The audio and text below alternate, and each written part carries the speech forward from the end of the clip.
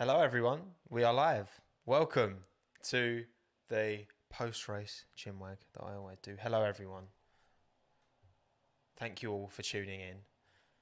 It's become a little bit. This is the standard Monday afternoon live upload that I like to do, chatting about the race that just happened yesterday.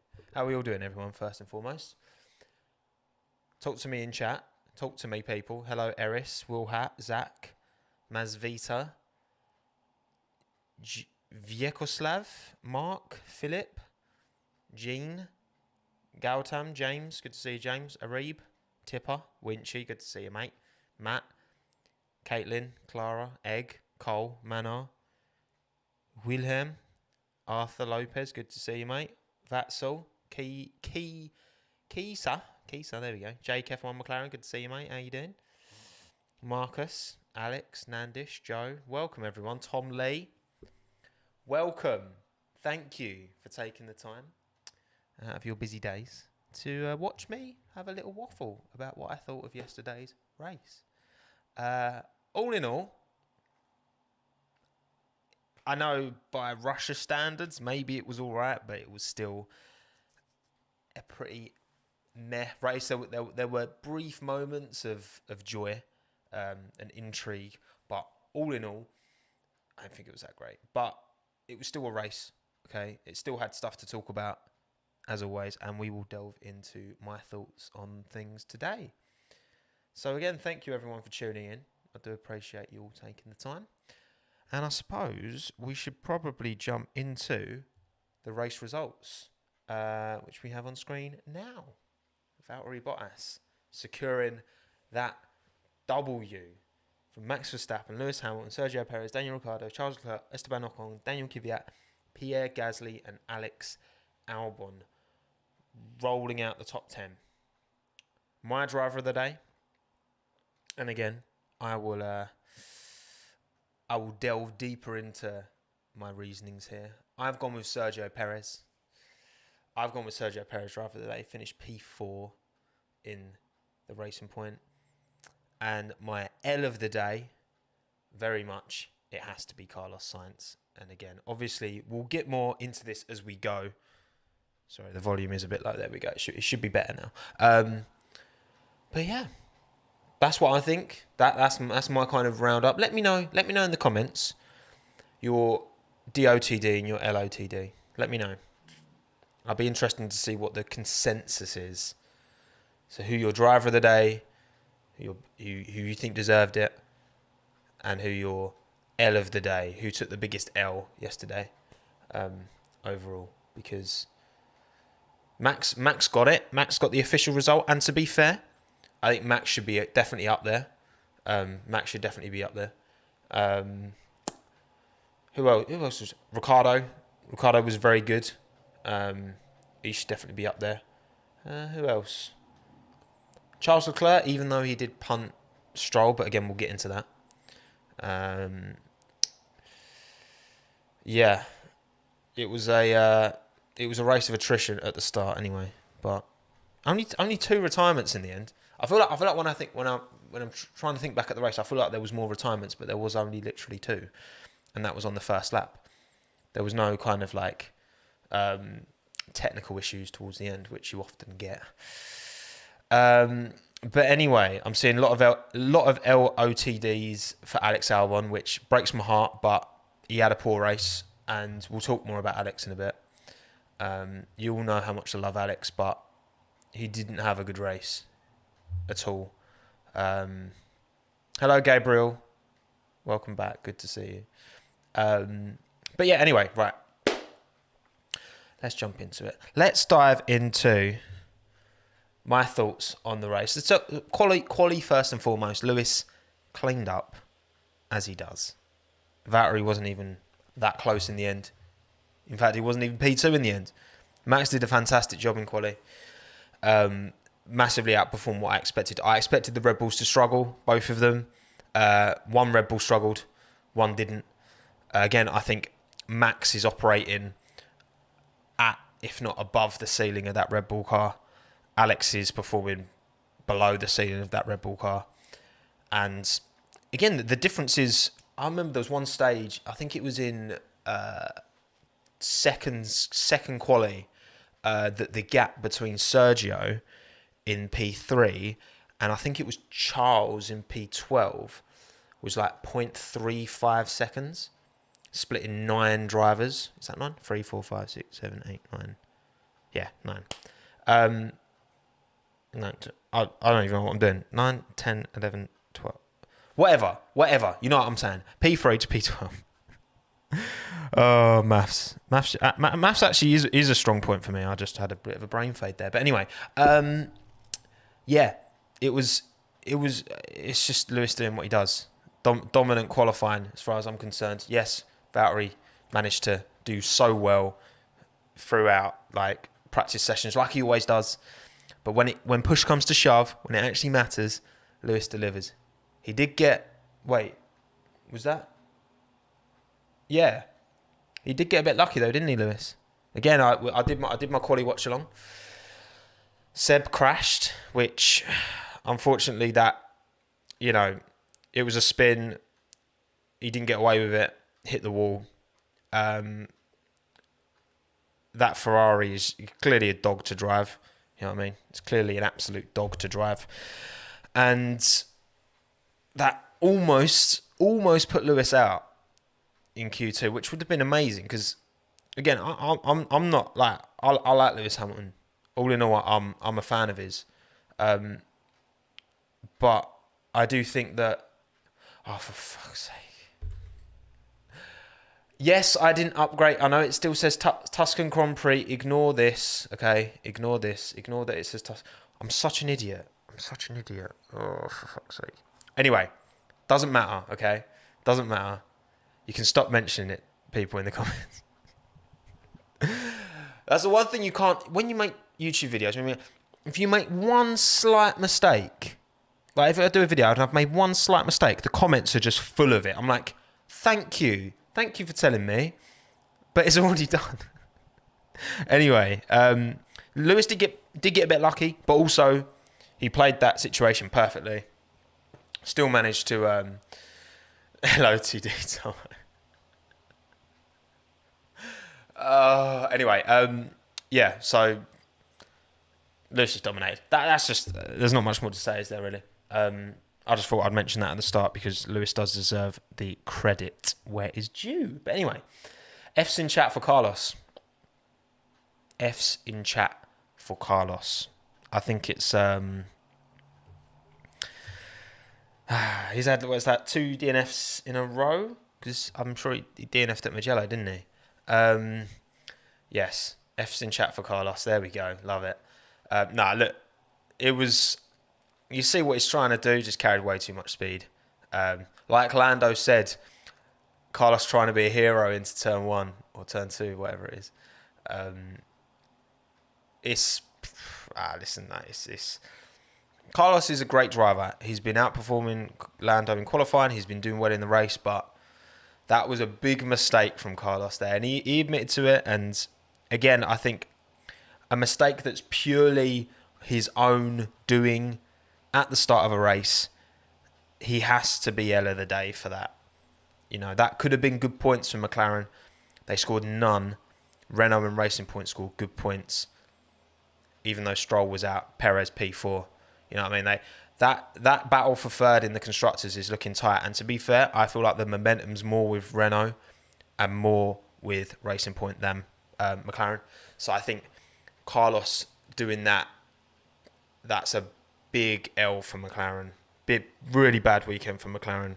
And we don't know to what extent Lando seemed to have some issues after he ran over the debris as well. So not only did it take out Carlos, but also it seemed to damage Lando potentially. Not 100% sure, but it seemed to cause him some kind of issue.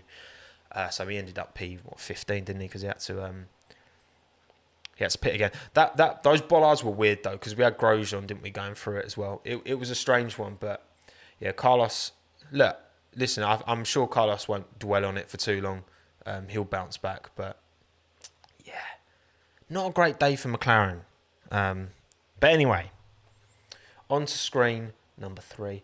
Leclerc punts Stroll. Now, I'm very, very surprised. I've seen a lot of... To be fair, when I watched it at the time, I was like, I just think that's a racing incident. But actually, having looked at it again, I do think that, Stroll gives him space and Leclerc drives into the side of Stroll. So I think that has to be a penalty. I don't see why it being the first lap should have any correlation. It's like if in football someone makes a red card offence in the second minute, it should still be a red card, even though it's only the second minute of the game. For me, that shouldn't change how the rules are enforced when it is in the race. Like Charles, whether it's understeer, whether he got too much on the curb, whether he meant it or not. Again, I don't think intent is the thing. Ultimately, it should be based on what has happened, and it puts Stroll out straight away. That would have been even better points for Racing Point if Stroll had stayed in. But I personally, I don't see how that cannot be a penalty for Charles, having looked it back. Because what is Stroll meant to do? He's given him loads of space. It's Charles's job to not drive into Stroll. You know what I mean? He's behind Stroll. Stroll's as far out wide as he can be within the track limits, and Charles has gone into him. For me, it's a straight up penalty. It has to be. Charles was very fortunate, but not to take away, Charles had an amazing race. When you think where Charles finished and where Sebastian finished, Charles is somehow getting points out of that absolute dog of a car somehow, and it's credit where credit's due to Charles. But yeah, I do think that was a penalty, 100%. I think there's been other instances where people saying the FIA haven't been particularly consistent, and maybe they haven't. But ultimately, I'm just looking at that situation as it is. I think that has to be a penalty. And it's a shame for Stroll because obviously Stroll had all the updates. Perez P4'd it without any updates, which says a lot as well. Because look, Perez is different gravy. We'll get onto him in a minute. But I felt for Lance Stroll. When I first saw it, you felt like he dropped it on his own on the Astra, but then obviously you can see he gets shunted. And sad times for Lance because I think he's doing good. You can't control understeer, Shijana. What do you mean you can't control understeer? Of course you can. Go slower. That's how you control understeer. If you go into a corner and you're understeering, then you just go slower. He was going too fast, and they went into Stroll. So for me, it's clearly Charles at fault there, no shadow of doubt. But he got away with it, so fair enough. Max deserves a mention because again, I've put Sergio as my driver of the day, but Max definitely. I don't begrudge Max for getting it in terms of how people like perceived that, and I'm sure there was a lot of his incredible Dutch fan base who contributed towards that. But to be fair, P2 in qualifying, out qualifying a Mercedes, okay, that's amazing. And then keeping that pace, keeping Lewis behind him in the race, because you kind of just assumed that it's a 10-second penalty, but Lewis is often way more than 10 seconds up the road.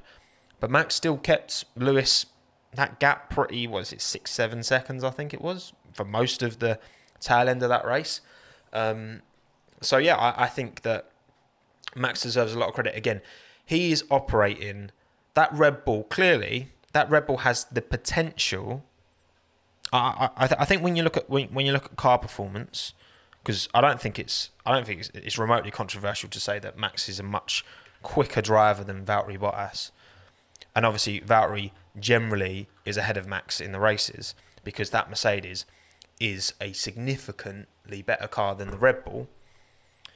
I think the gap between Mercedes and Red Bull is bigger, personally, than the gap between Red Bull and the rest.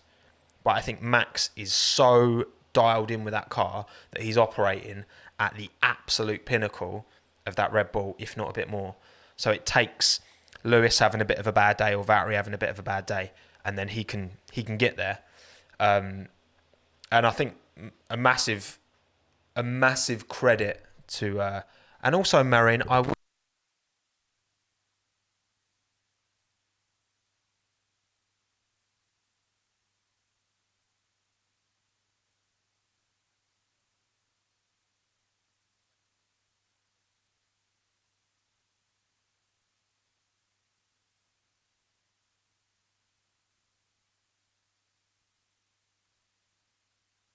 Why? Why is there no sound? Is sound back? Why the hell did that happen? It just randomly cut out. Sorry, everyone. Everything's pushed in and installed, so I don't really get that. But anyway, it's back now. Hello, everyone. I have literally no idea why. I literally... Everything's still plugged in fine. Hang on, let me just double check. Yeah, everything's fine. But yeah, I'll get on to Alex in time. Don't you worry. But yeah, Max deserves a lot of credit. Max smashed it. Oh, and thank you. Who's become a member? Paige, thank you for joining Friends of Tomo. £2 a month, gang. Thank you very much, Paige. I do appreciate that. We're back. We are back. Maybe I did. It shouldn't be unplugging like that. Anyway. Fair play, Max. Fair play. Perez has a worldie. Again, Perez for me, driver of the day. You didn't really see much of him in the broadcast because he was just low-key doing his thing. Yeah, Sergio's clearly got a point to prove. He wants to make sure he's in a seat. As you can see, faded out at the bottom, you can see that I'm going to talk about that later on at the very end, what is next for Sergio. And I might be talking about Alex then, as a little precursor. But yeah, Perez is such a talented driver. He has to be considered up there. I think Perez is top 6 in terms of ability. I think he's just quality, Sergio. He truly is. Truly is. Time for 10-second time penalty for Tom. I like that, Guilherme. Yeah, what more could he have done? He didn't have the updates and he was like, fine, I'm just going to stick it P4. In qualifying P4, finished the race P4. Great move on Daniel Ricciardo around the inside of that long left-hander. Sergio, whoever gets Sergio, like, every team must be thinking about it. Apart from Renault, maybe, because they're quite content, and Mercedes. Like, to have such a talented driver, and not only that, but with such commercial pull as well, so much money and support behind him that is going to be able to inject into a team. The prospect of Sergio Perez at any team, there's no way he's not getting a seat next year. Surely not. Because when you look at everything, he's got to be top 3 most appealing drivers on the grid when you consider his ability and his financial. You know, you go back when he started and everyone called him a pay driver and that he wasn't good enough when he started at McLaren. But he's matured and is an incredible driver now and still has all that support behind him. So, you know, shout out Sergio Perez, man. I'm sure he will get a seat next year. I kind of touched on this earlier. It's just a bit of a weird... I wanted to highlight this more just because I wanted to talk about how dead that corner is and just Sochi as a track. Again, I've said it before, I'll say it again. We shouldn't be criticising the tracks. We should be criticising the regulations that produce, you know... The cars should be able to race closer. It shouldn't be... like, it's a racetrack at the end of the day. Yes, sure, some are better than others, but we should be able to race anywhere, right? So I think the regulations deserve more criticism than the tracks themselves. Saying that the F2, obviously the sprint race was cut short. The feature race was okay. It wasn't great. But yeah, that first corner is just asking for issues and just annoying penalties. I mean, there were so many 5-second penalties put out. It was... It's just, you just know Sochi's going to be a bit of a dead race. The facility's mad impressive. It's like Yas Marina. The facility looks incredible, and there were some amazing camera shots and all that. It's great, it's sick. But in terms of the actual racing, a lot to be desired. And obviously Grosjean couldn't have done. I'm glad they didn't give Grosjean a penalty because he couldn't have done much more. But I think Grosjean doing what he did highlighted that actually there needs to be a better solution to that first corner because. I don't know, stick some gravel on the end of it or something so that people are forced to brake. I don't know. I'm not a track designer, okay? That's probably not the best solution, but I'm just saying that there must be a different way around it, which just doesn't result in such nonsensical stupidity and Carlos. I mean, Carlos's crash was scary.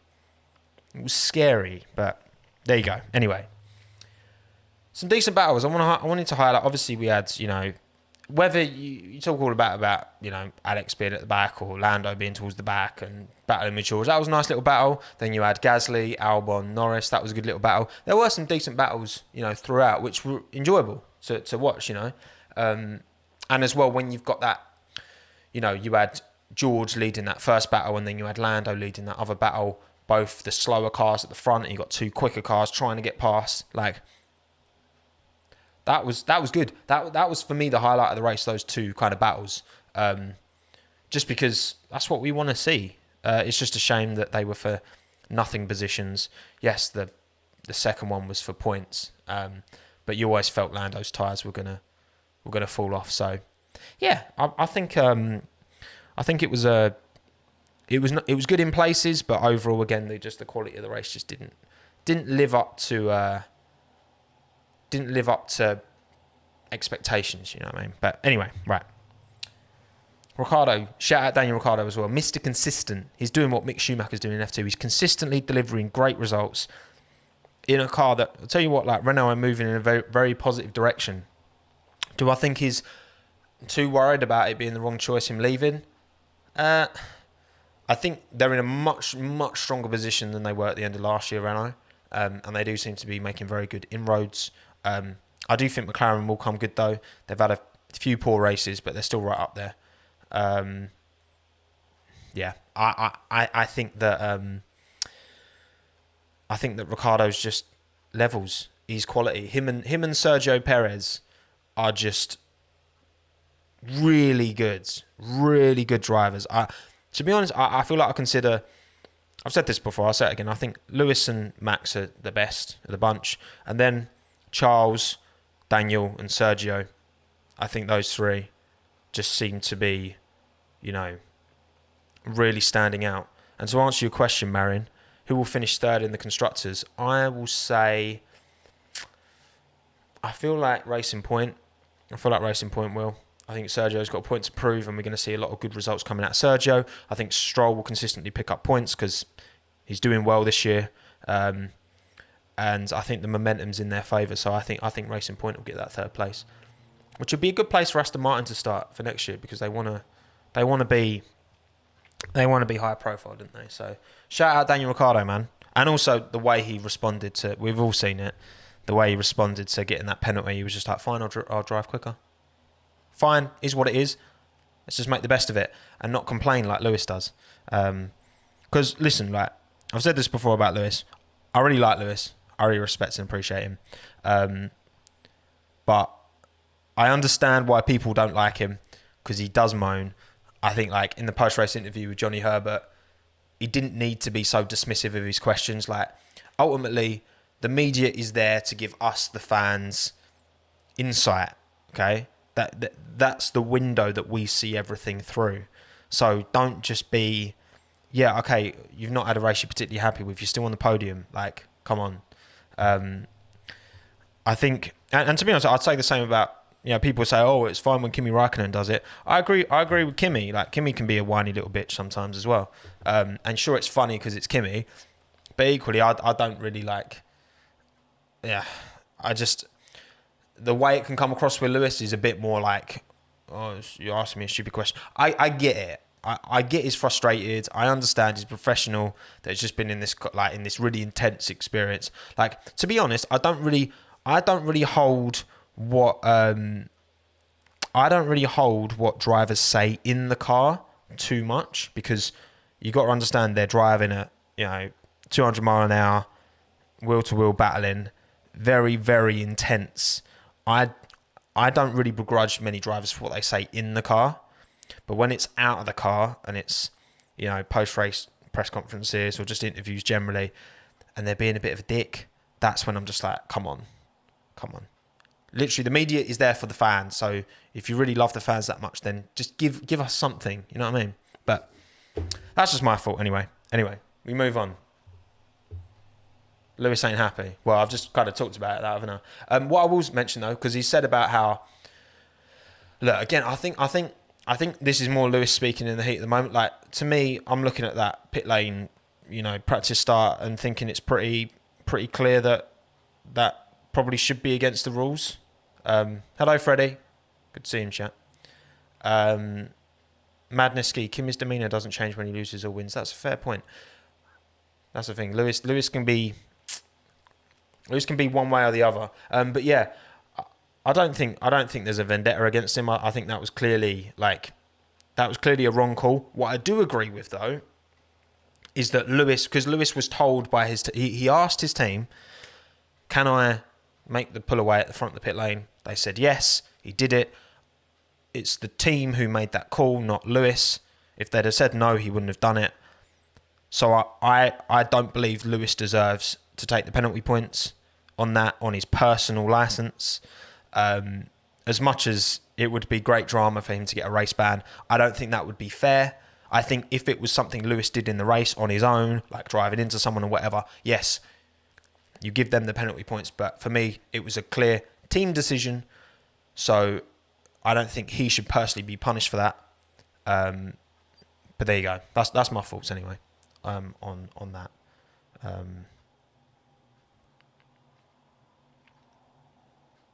I know he doesn't have to. I know they took the points off after, and that's what I mean. I agree with their decision to take the points from him. For me, because he would have been 2 points away from a race ban. He's on 8 points now. He would have been on 10, but then they took them away. And that's the thing as well. One thing I will say is that, the reason Mercedes are where they are, and that includes Lewis, is that they're not content unless things are perfect.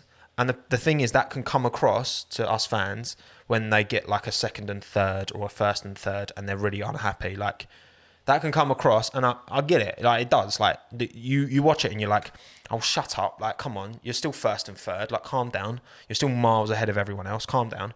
I get that. But ultimately, it is that mentality that has got them to where they are. So I'm sure they don't mind people like me and people like a lot of you as well saying, shut up, stop moaning, stop complaining, because they're still winning titles. You know what I mean? It's that mentality that's got them to where they are. And I do respect that. Even though it does come across as just a bit whiny at times. But anyway, right. That's enough on that. Valtteri thinks it's on, doesn't he? Oh, to who it may concern. Fuck you. One of them again. Cheers, Valtteri. Listen, Valtteri drove... It's impossible to know if Lewis hadn't got that penalty, how that race would have turned out. Valtteri did what he needed to do. I don't think you can begrudge Valtteri for anything. I think if he had dominated Lewis on track, then I'd have understood. I don't think you can. You can't. What can you? What more could have Valtteri done? For anyone who's like critical of Valtteri, what more could he have done yesterday? He had a big gap to Max, who had a big gap to Lewis. Lewis wasn't able to close it up. He kept that. Hello, Chimer. Good to see you. He kept that gap big, and didn't make any mistakes and drove a pretty faultless race. Valtteri. I think if Valtteri had got a slightly better... The one thing I would... Valtteri didn't have a great start. And if he'd got a better start, he'd have got that toe earlier on Lewis and probably been able to pass him before the first corner. And then there was that whole... He apparently had a bee in his face. Which maybe. No pun intended. I'm not a racing driver, so I'm not going to... I don't know if that's a thing. I mean, it probably is. But yeah. I think Valtteri did everything he could do yesterday and he won the race. So credit where credit's due. Am I getting excited about a Valtteri prospect winning the world title? No. I still don't think he's got enough. But what I will say is that, he did what he could do. And I think his radio comments, yes, I mean, look, he won a race, let him be gassed. You know what I mean? I'm not going to take it away from... I'm not going to say, oh, Valtteri, you should shut up. And he just won a Grand Prix, so good for him. I ain't going to be negative Nelly on him, you know what I mean? But anyway, last screen. And this is probably the most interesting one, because I will talk about Alex here. his radio. What exactly, actually, just to clarify, so I'm just going to go back. What exactly on the radio, when people say he's like not needed or rattled or whatever, was it the fact that he said, to who it may concern, F you? Is that the thing, right? Is that the thing people were... I mean, obviously he's done that for the meme because he's did that in Australia. But again, he's just won a race. Like, as far as I'm concerned, yeah, maybe it is a bit cringe, but yeah, I ain't got an issue with it. You know what I mean? Yeah, a little bit cringe, but good for him. You know what I mean? Anyway, right. Sorry, Sergio. What next for Sergio? What's next for Sergio? Well, I've already said, for me, Sergio has to be in a seat next year. 100% has to be. But where? People have talked about Haas. People have talked about Alfa Romeo, potentially. And I'm sure either of those teams would love it. I'm going to be honest here, right? And people have called me, you know, when I said earlier in the year that I think Alex is performing better than Vettel right now. I got crucified for it. I like, you just got an agenda against Vettel. I'm like, shut up. No, I love Sebastian. What if I took my personal bias, which we've all got bias, if I take that out of it, right, and I look at the situation for Sergio, I look at the situation for a team like Red Bull. Honestly, if I was in charge at Red Bull, what I would do next year, and I'd let this year play out as is, because you've got Pierre performing very well in AlphaTauri, full of confidence, still driver of the year for me so far, driving the absolute tits off that car. You got Alex, who I think is getting better. He had a poor race today, but last week was good. I think all in all, he's getting better. Is he still at the level he needs to be to retain that seat next year? No, I don't think he's at that level yet. I think if things don't improve beyond where they are now, and by the end of the year, Alex isn't, you know, consistently within 0.4 of a second of Max, because I don't think anyone expects Alex to be near Max, because Max is a freak of nature. He's so good. He's not only an incredibly talented driver, but that car is dialed in exactly how he likes it. I think Red Bull should sign Perez for next year. And I'd love, you know, Alex is my favourite driver. I love Alex to bits. But as things stand, from a Red Bull point of view, I think they should sign Sergio Perez for Red Bull, Alex and Pierre in the AlphaTauri, and then keep Tsunoda in F2 for one more year. Because this is his rookie year. He's doing very well, but give him one more year in F2. Now, obviously, I don't know if that will happen because of the Honda pull with Yuki Tsunoda. They'll really want... I don't think Kvyat's going to keep his seat. I've been impressed with Kvyat in the last few races, not going to lie. But I think Sergio is a more complete driver than Nico Hülkenberg, for sure. I think Hülkenberg to a Haas would make a lot of sense. Or to an Alfa Romeo to replace Kimi if he retires. Because then you've got Ayalot and Schumacher. Them two, I think, have to make the step up now to Haas or Alfa, respectively. I think that doing that, right, hear me out on this, okay? So you've got Max Verstappen in a Red Bull car that's very, very, very good, okay? And works for him, amazing, great. Now, put someone like Sergio Perez next to him, who's proven quality driver, podiums galore, all that good stuff, right? Is Sergio likely going to do a better job in that second Red Bull than Alex or Pierre? Yes, 100%. I think, as much as I'm saying Pierre is driver of the year for me, I think Sergio is a better driver than both of them. He's got way more experience. He's been in the sport for a long time and he's consistently delivered. Them two haven't been in the sport for very long. Pierre and Alex, relatively. They haven't been in the sport in very long. And I think bringing in a Sergio that he could function. And the thing is, Sergio's never got the opportunity at a top team that he's deserved. And the thing is, stick him in a Red Bull, a car that's got a ceiling that's high, that's very difficult to hit that ceiling, hence why Pierre and Alex have both struggled. Because, I'm not being funny, people who are jumping on Alex like mad right now, so do you think Pierre's trash as well then? Because that's exactly what happened to Pierre last year. And the circumstances were, both had strong years in Toro Rosso, both went to Red Bull, both struggled. Now, I think to not take that into account when looking at Alex, I think you have to take that into account. But anyway, regardless, I think Perez to Red Bull, Alex and Pierre in AlphaTauri, both in car, because we know Alex was very comfortable in that Toro Rosso as well. He got some really good results, hence why he got the call up. And again, we forget as well, like, Alex has performed, even though he's not performed anywhere near max, he's still performed better. Look at the results. He still performed better than Pierre in the Red Bull, in that car.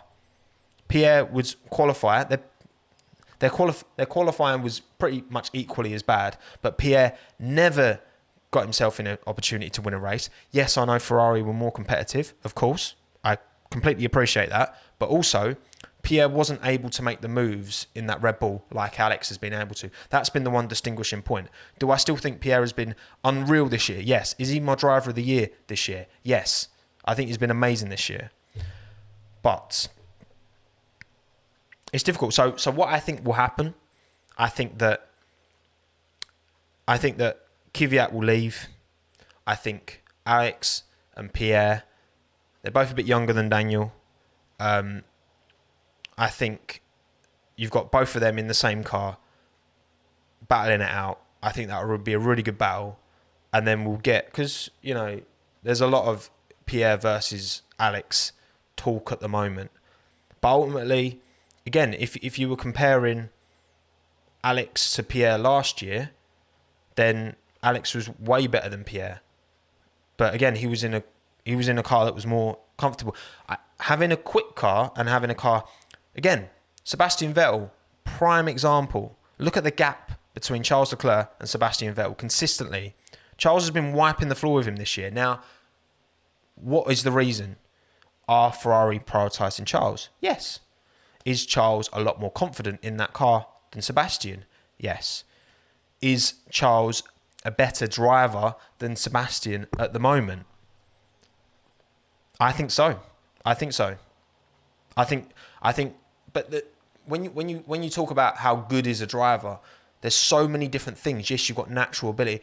There's so many drivers who've got potential, right? Vettel has the potential to be as good as he once was, for sure. But that is a prime. Look, you've got a 4-time world champion in Sebastian Vettel, amazing driver. Yeah, he pretty much dominated the sport for like 4 years. He's not just lost that overnight, absolutely. But surely, you look at that situation and look how consistently Charles has beaten him and how low down the order Vettel is. Yes, the car's a bit of a dog, but ultimately, it is the same fundamental car, okay? Sure, there's going to be slight differences there. It's the same fundamental car. That shows how big you can be, the best driver in the world, but if your confidence is low, that's it. And again, you look at Pierre and Alex at the moment. Pierre's confidence is up here because he's in a car he loves to drive. Yes, it's not got the same ceiling as the Red Bull, but he's able to get to that ceiling. Alex is not anywhere near as comfortable in that Red Bull as he was in the Toro Rosso last year. And because exactly the same happened to Pierre. That's the thing. The same thing happened to Pierre. If we go back last year, if we go back 12 months, everyone's like, oh, Pierre's trash, doesn't need to be in the sport, blah, blah, blah. But now we're saying about that about Alex, even though we know exactly what happened last year. And the thing is, Pierre didn't have the benefit of hindsight. Pierre was the first, like, Ricciardo left. He went into that team. There was no, like, because now we know how good Daniel Ricciardo was performing in that Red Bull. He went in, he was nowhere. And everyone was like, oh, Pierre's rubbish, Pierre's crap, blah, blah, blah. I remember it. I remember all the chat. Everyone was like, Pierre's crap, Pierre's rubbish, blah, blah, blah. And we didn't have... And it was hard to... That's the thing. At the time, it was hard to be like, well, Ricciardo was really good in it. Pierre's come in and isn't performing. Is he bottling it under the pressure, blah, blah, blah.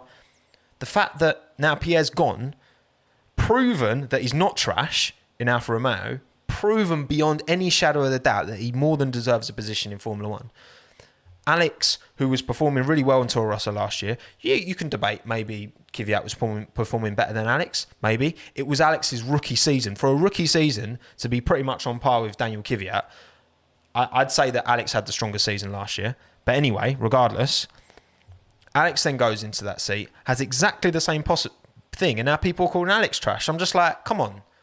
Like, look at what happened before, and look at what Alex has done, like did last season.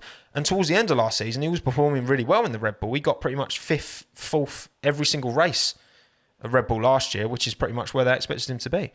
So, yeah, listen, I think that it's a poison chalice, that seat. And to be honest, imagine, I'm not being funny, because again, we've seen it with Seb, an incredibly talented driver going into a car that doesn't suit him, doesn't suit his driving style, and struggling. Imagine for a second, because I genuinely think it could happen.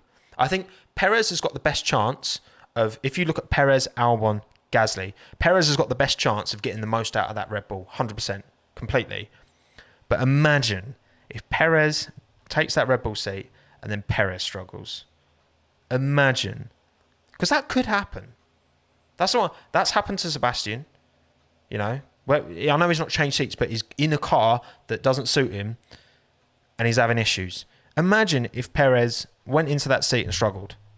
That would be such a PR disaster for Red Bull, because then there would be no, like, at the moment for me,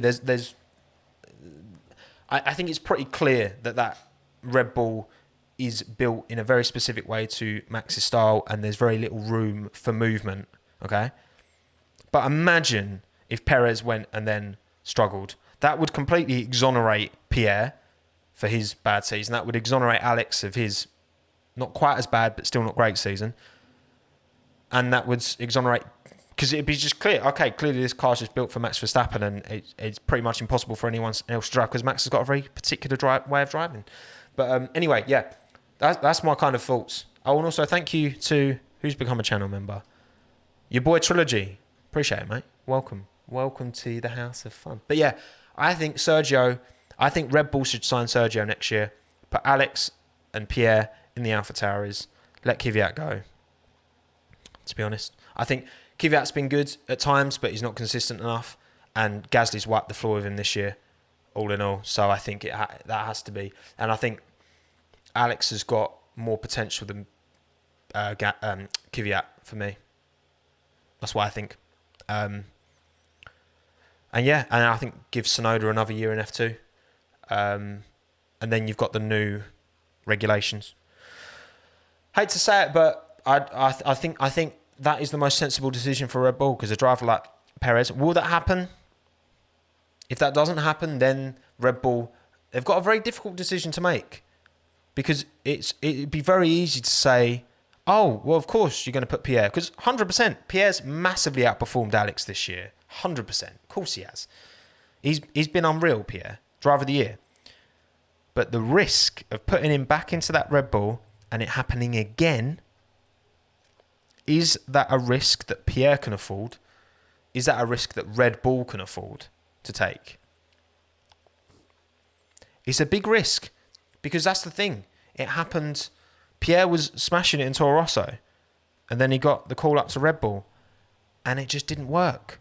And who's saying that won't happen again? Because he's been smashing it in AlphaTauri. Yes, I think Pierre's a better driver than he was 2 years ago. But again, if that car doesn't suit the driver, they're never going to be able to perform as well as a slower car that does suit them.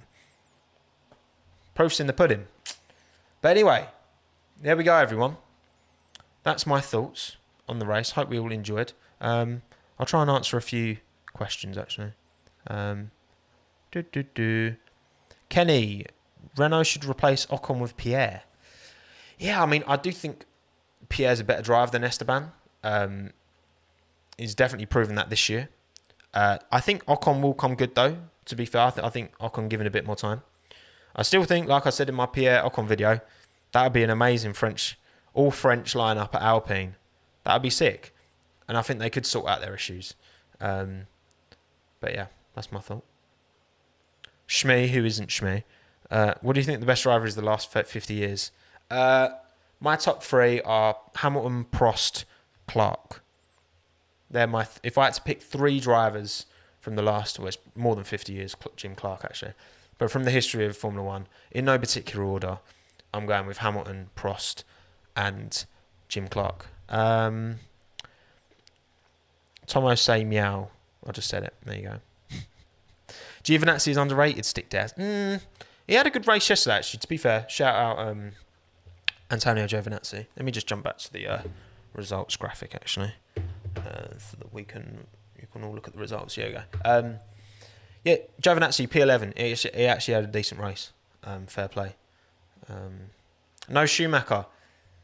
No, I mean Schumacher's got to be up there, but honestly, no. I think Clark, Hamilton, and the one thing against Schumacher, for me, Prost over Schumacher. I know that's controversial. I know that, but I think recency bias is a thing, and Prost was unreal. I think Prost is massively underrated. And I think Schumacher's dirtiness at times just puts a bit of a caveat on that for me. I think he's clearly went to take people out to win titles, and I don't think that's sportsmanlike at all. But there you go. I'm Team Prost for sure, man. Senna again, amazing driver. It's impossible. We could have this debate forever because no one actually knows. That's the thing. No one. It's impossible to prove. So there you go. Russell, Stroll's ceiling. I'm assuming you're saying what is Stroll's ceiling? Well, we forget that Lance is only 21, and he's already got a couple of podiums. He's already performing for it. He's clearly embedded in that team. Lance has got all he needs to be a top driver. He's got all he needs. He just needs to work on that quali pace a bit more. And I think he'll be top. I think he could be top dollar down the line, honestly. Because again, when Sergio Perez joined the sport, everyone called him a paid driver, said he wasn't good enough. Now look at him. Everyone's like, Sergio's great. He's probably the most consistent driver you could wish for. You know what I mean? Gilles Herm, Senna was in another level as Hamilton and Verstappen is.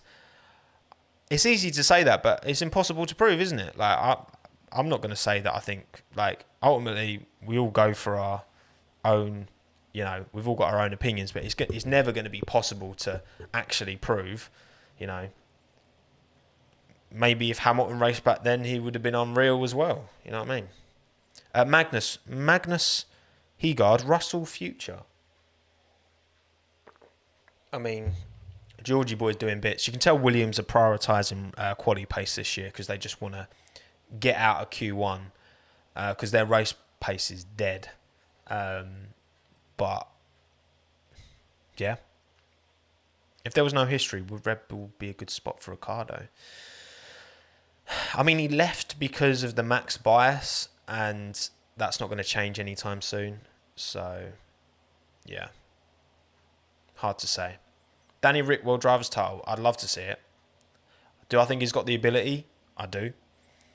I think if he's given the hardware, then he could definitely win a World Drivers title for sure. I'm not falling for the fake Shmee this time, by the way.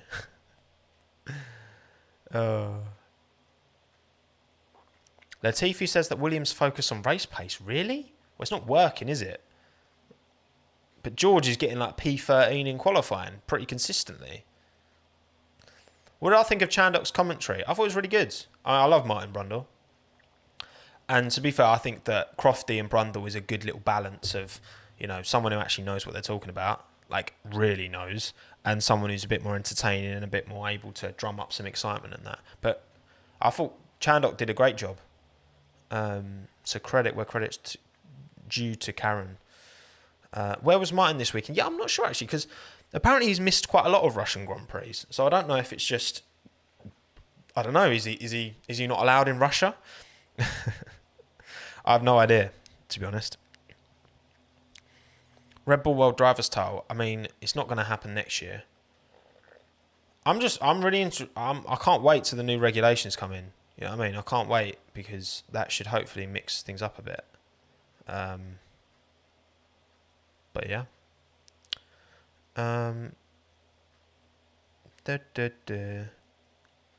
Hello, utterly useless. You've been noticed again for no good reason.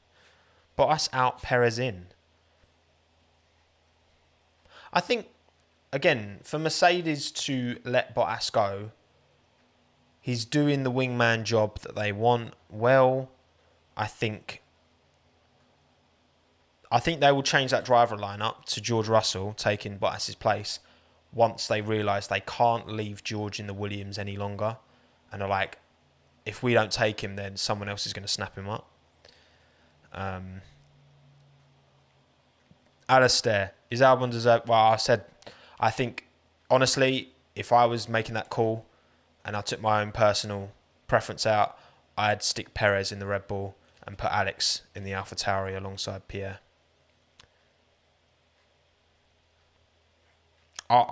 Listen, if things change, if Alex suddenly comes on good and actually like gets much more comfortable with that car between now and the end of the year, then maybe that's not the right decision. But yeah. Right, I think I'm going to go, everyone. Thank you all for your questions, though. Sorry I couldn't get to everyone. But I appreciate you all taking the time to watch. Almost 1,000 of you today. Love it. But yeah, I'm going to call it a day. Thank you, everyone. No race next weekend. Podcast coming later in the week, though. Should be on Wednesday. So we got a super well-requested guest. So, yes. Make sure you're around for that. But yeah, thank you, everyone. Take care. Have a lovely day. Enjoy the sun. It's quite sunny here today. Probably cold, though. Minton is sleeping in the corner. Well, he's sunbathing in the corner. But yeah, thanks, everyone. Have a good one. Cheerio. Adios. Goodbye.